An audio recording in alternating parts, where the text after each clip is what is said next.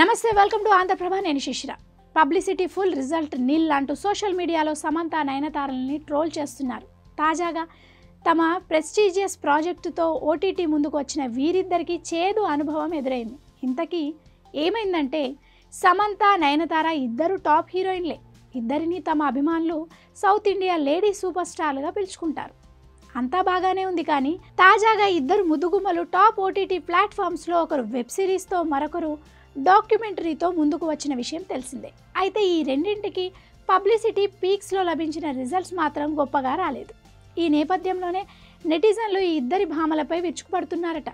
ఇంతకీ ఏమైందంటే, సమంత మయోసైటిస్తో ఆవేదన చెందుతూ సోషల్ మీడియాలో హైలైట్గా నిలుస్తున్న సమయంలోనే సిటాడెల్ హనీ బన్నీ సిరీస్తో ముందుకొచ్చింది. అయితే ఈ సిరీస్ పెద్దగా ఎలాంటి ఇంపాక్ట్ చూపలేకపోయింది.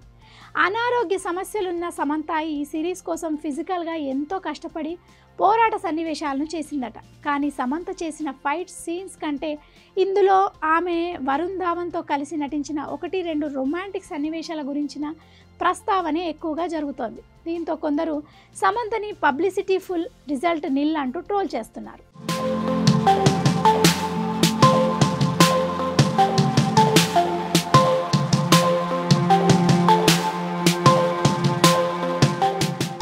మరోవైపు ప్రస్తుతం ట్రెండింగ్లో ఉన్న నయనతారకి కూడా సేమ్ పరిస్థితి ఏర్పడింది. ధనుష్ కాంట్రవర్సీతో అందరి దృష్టి ఆమెపై పడింది. ఈ నేపథ్యంలో ఆమె Netflix documentary Nayanthara beyond the fairy tale release చేసింది.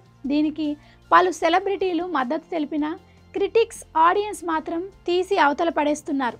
అసలు పెళ్లి క్యాసెట్ను ఓటీటీకి అమ్మాలన్న చీప్ ఆలోచన నయనతారకు ఎందుకు వచ్చిందని నెటిజన్స్ ట్రోల్ చేస్తున్నారు.